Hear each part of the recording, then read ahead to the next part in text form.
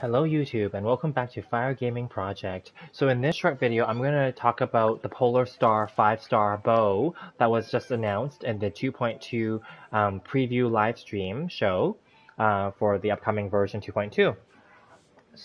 But first of all, if you guys like my content, please like my videos, please subscribe, please leave comments and questions, and I'll interact with you. So let's get to it.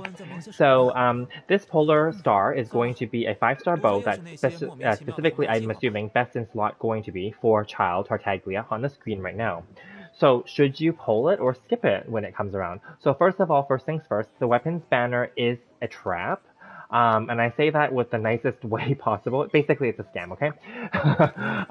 Because it's not guaranteed, even with the fate system. But at least with the fate system, you'll end up spending a little less. But regardless, it is not like the other banners where there's more of a guarantee, right?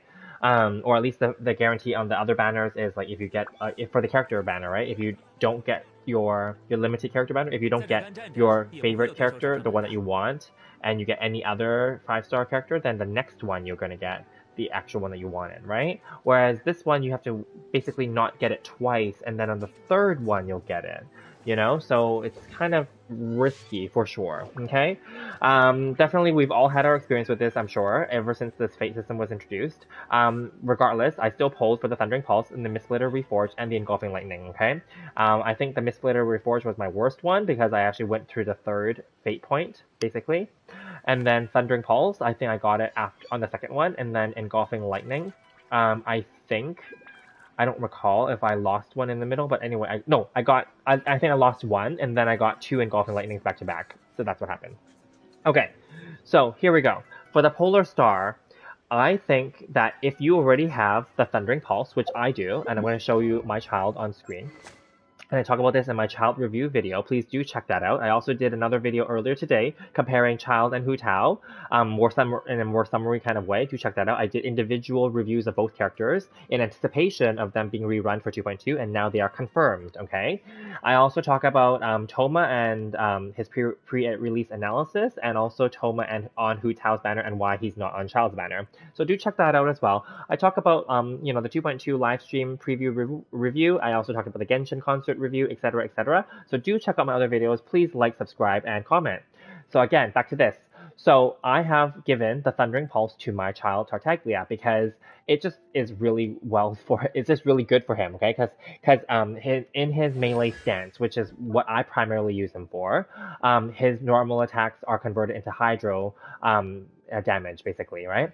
So this weapon specifically, of course, enhances and buffs the normal attack, right? So that's why I gave it to him. Originally, I did pull for this to give to Yoimiya, and originally he was using the R5 Rust for the longest time, and I was able to do pretty well with the Abyss.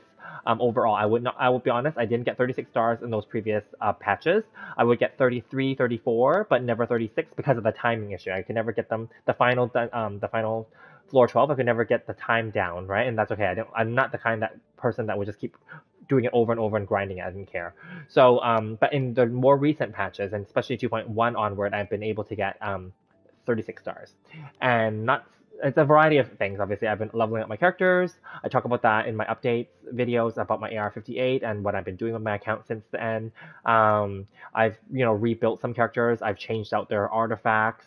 I've leveled up the characters. I've leveled up their weapons. I've increased their talents, etc. A lot of things, right? That's not the point here. Okay, he does well with an R5 Rust, and arguably R5 Rust was designed for him as a best in-slot 4-star weapon. Ideally, look at the color scheme, look at the actual designs. It matches the little emblems and symbols on his jacket, on his chest, those emblems, right? So that's why this is one of his best bows. But if you were able to get his original best in slot bow when he first was released in 1.1, for those of you who have been around since that long, like myself, the original best in slot for him was Skyward Harp, which is on my thumbnail. It is a crit rate substat, and that one was an amazing bow. But then Skyward Harp and the Skyward series in general, they are not technically best in slot weapons for any one character. They are more like universal placeholder type of weapon series for most characters, if that makes sense. Because that weapon also does well for Venti, official, etc. as well. Okay, so if you had that weapon, which I don't have, as you can see on the screen, I don't have that one. I've actually tried to get it on the 2 times that it came on banners. I never got it. I never even lost the 50-50 to get it as one of the default weapons. I never got it. Never got it from the standard banner either. So that's just my luck, and I don't really care for it now because um, I've moved on. So, but if you have a Skyward Harp, should you pull for the Polar Star? I'm going to say no, especially if you're a free to play or low budget player or low spender player, because it's not worth it to pull for a new weapon that's only going to be usable for child category. Now, this video contains no leaks. I do not know, actually, officially, what the new bow does, and neither did this information is never released in the preview live stream either, just so we're clear, okay? And right now, MiHoYo has yet to tweet out that, because usually they will tweet it out later on, either when the patch has launched, or right before it launches, to give everyone an idea of what that weapon can do to build up hype, right? They usually give that little weapon card, right, where it talks about its stats, its numbers, its passive, etc., etc. Okay, so this is not about that. This is just in general as a pre-release analysis, okay? So again, if you have a Skyward Harp already from 1.1 or from thereafter, or you lost the 50-50 or you got it from Standard Banner, and you've leveled it up already and you're using it fine on your child or any other bow character, and if you choose to roll for child as well, I do talk about should you roll for child or Hu Tao in my earlier video today, so do check that out. I also do independent reviews for child and Hu Tao separately when I was leading up to the 2.2 banner announcement.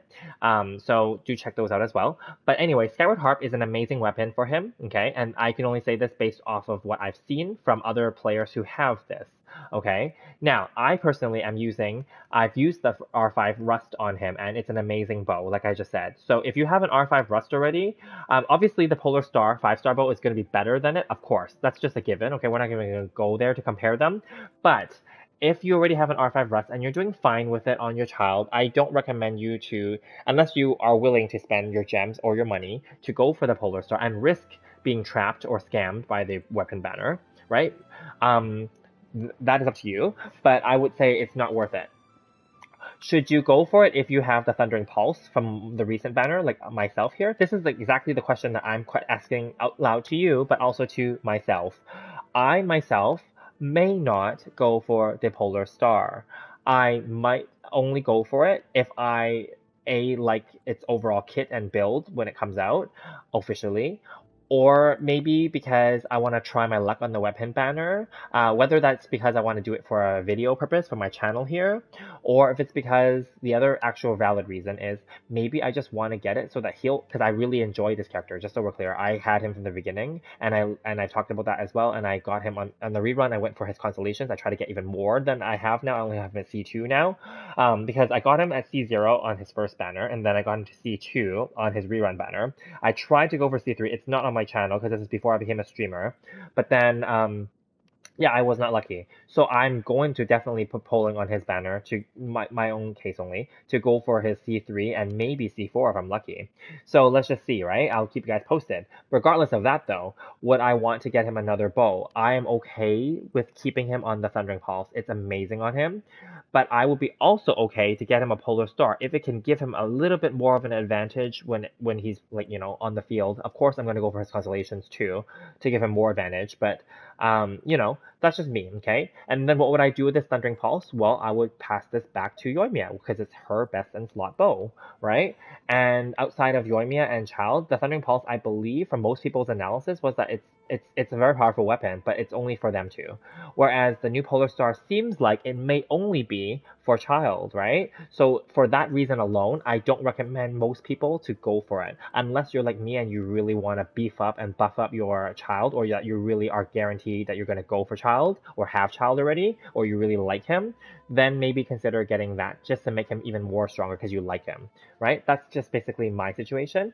So what happens in this case if he gets the Polar Star and the Thundering Pulse goes back to Yoimiya, you may be wondering, just as an aside, this Rust unfortunately will just sit out for now because it's a normal attack buff that no other character needs, because I don't use these other characters for, well, I don't use Amber at all. I don't think most people do, so let's not talk about her.